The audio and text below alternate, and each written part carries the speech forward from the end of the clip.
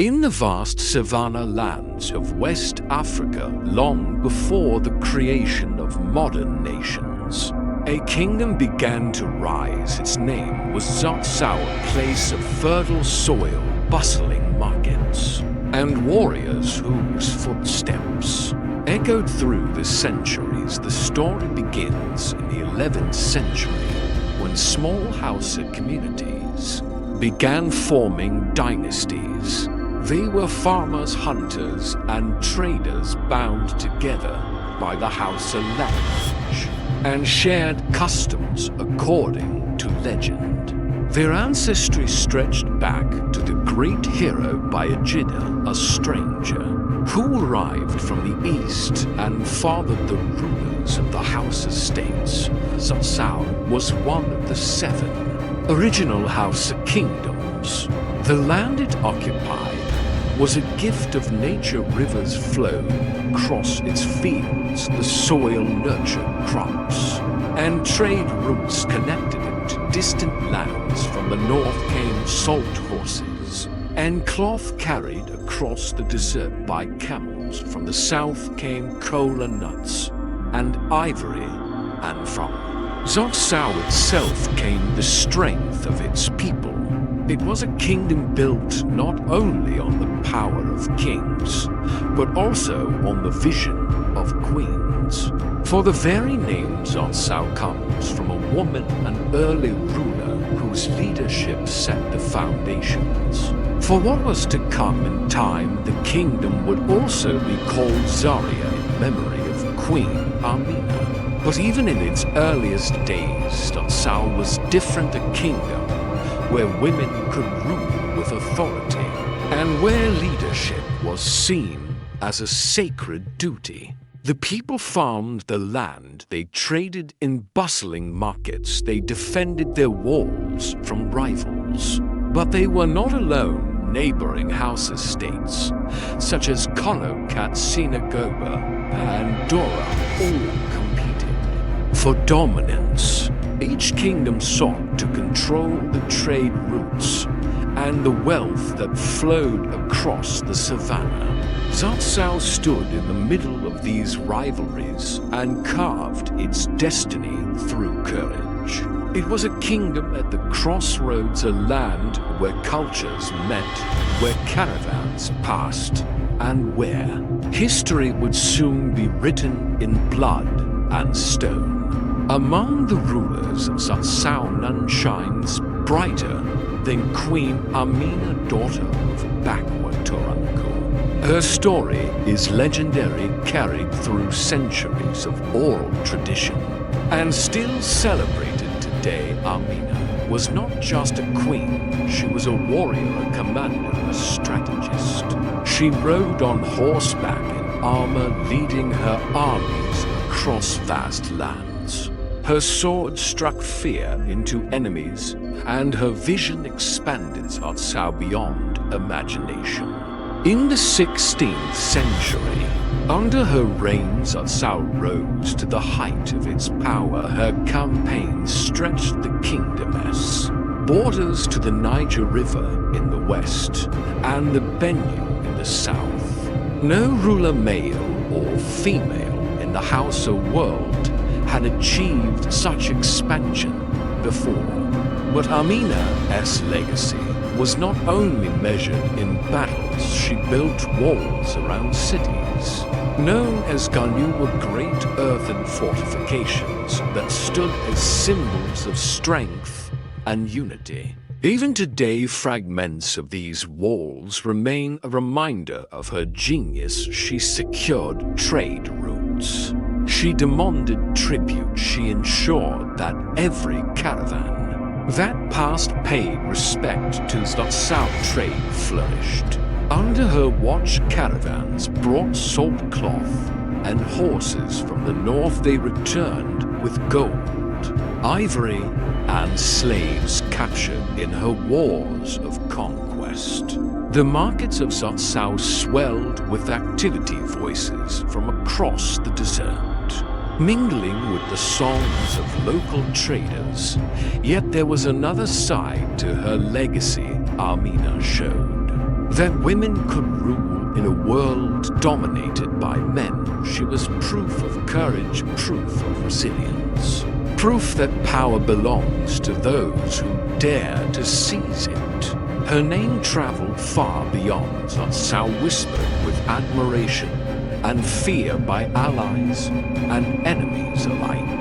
When Amina died, she left behind not just an empire of land, but a legacy of spirit.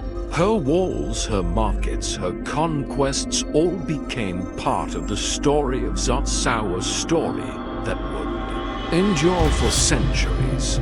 But the wealth of Zazzau also brought envy, and in time storms of change would descend upon the kingdom. At the heart of Zazzau was not only the battlefield, but the marketplace, the city of Zaria became a magnet for traders, caravans, and travelers. Its streets were alive with the sound of bargaining, with the cries of merchants selling cloth and leather, with the fragrance of food and spices. The people of Zazzau were organized in a strict hierarchy. At the top stood the ruler, the emir, supported by nobles.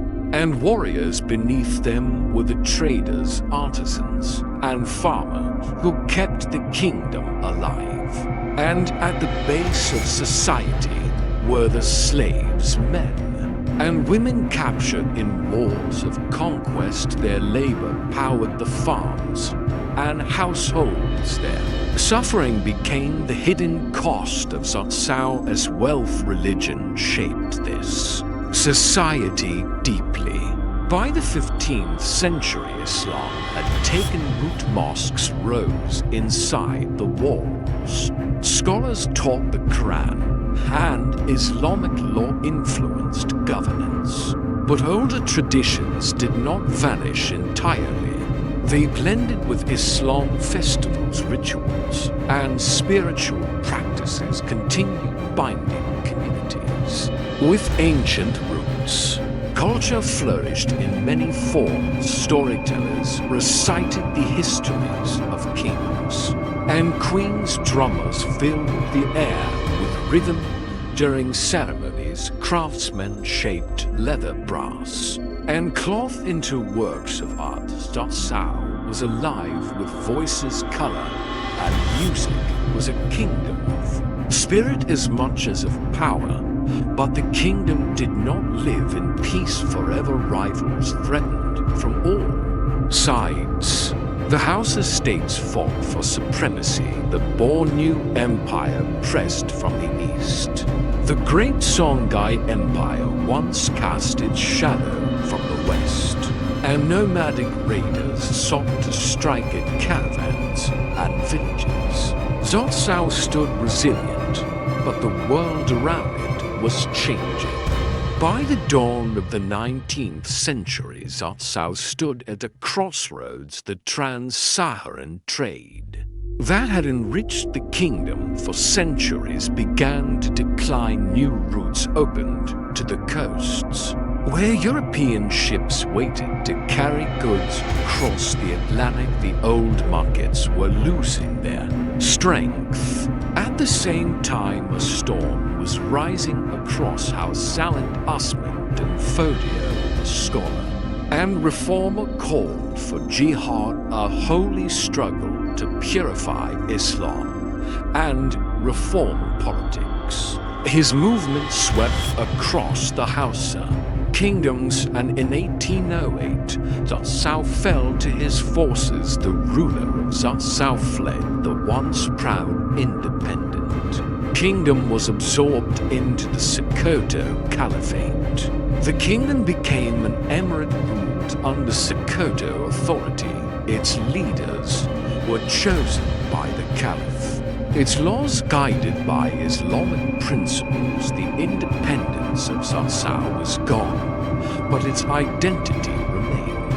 The people adapted. They continued their markets. They preserved their culture. They lived under new rule, but with old pride. This was a time of transformation.